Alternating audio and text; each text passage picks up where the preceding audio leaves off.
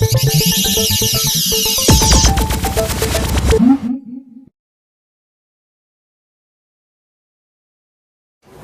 I'm Mike Lowe for What Digital Camera, and today we're looking at the Pentax K7.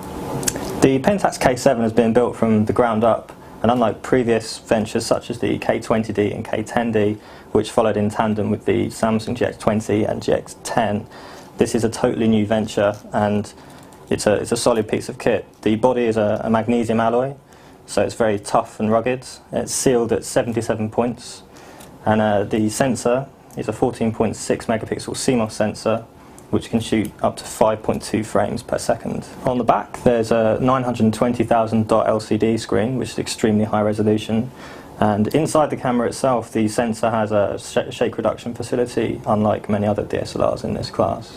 One of the major new features on the K7 is its movie mode. It's very much flavour of 2009, and a lot of DSLRs are getting this functionality in, although many only record at 720p. The Pentax does shoot at 720p at 30 frames a second, but it also has another mode which shoots at 3:2 ratio in a 1536 by 1024 resolution. Although this isn't full HD, it can be output at 1080i. Also, there's a 3.5mm microphone jack, so it's possible to record stereo sound, or if you don't have a microphone to plug in, mono sound is recorded through a small microphone on the camera's body. Like the K20D before it, the K7 has an 11-point AF system. However, this has been significantly improved with the new Saphox 8 Plus AF system. Also, the viewfinder has a 100% field of view. As well as the rear screen display, the menu button is traditional to other Pentax cameras, and many will be familiar with it.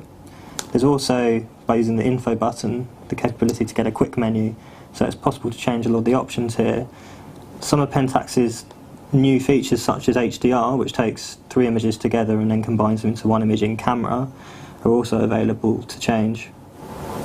It's not just the K7's body that's weather sealed, it also comes with a weather sealed lens too. Plus, with the K-mount fitting, some 35 years worth of Pentax lenses are also compatible with the camera body, and with shake reduction inside the camera on the sensor itself, even old lenses will benefit from shake reduction. The K7 is certainly a good all-round performer, although its 11-point AF system is perhaps not as improved as much as it could be. When compared to something like the Nikon D300's 51-point autofocusing system, this does lag a little bit behind it, particularly when used in continuous autofocus. The K7 does have some great advanced features as well, such as the electronic level display, which lets you know the orientation of the camera by a display on the rear. Also, there's an automatic horizon correction function which, when turned on, can actually move the sensor itself by up to 1 degree to compensate. The K7 is capable of shooting from ISO 100 to 6400, and its new Prime 2 image processing engine is certainly an improvement over Pentax of old. Images tend to have a grain-like quality to them that's certainly not overbearing, although it's perhaps not quite as class-leading as some other competitive cameras out there. As well as shooting in JPEG, it's possible to shoot RAW, and Pentax offer their own PEF format, or there's the universal Adobe DNG format as well. Exposure-wise, the K7 also has a D-range optimizing function, which has a highlight correction option and a 3-stage shadow correction option as well. This can be used to great effect to make sure your images are exposed very well throughout.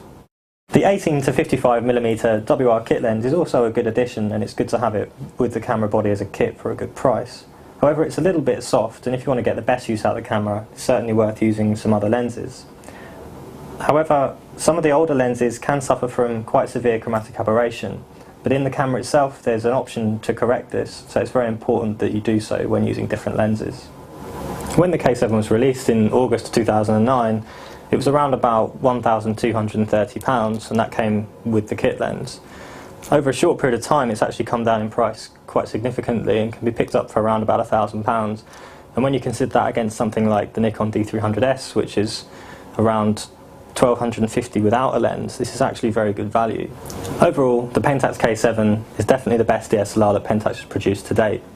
It's a significant improvement over cameras like the K20D, and with a long list of features such as the weather seal body, in-camera stabilisation, the high-resolution screen, the video mode and many other features, it's certainly an all-rounder. For this reason, we gave it our recommended award, and it scored 88%.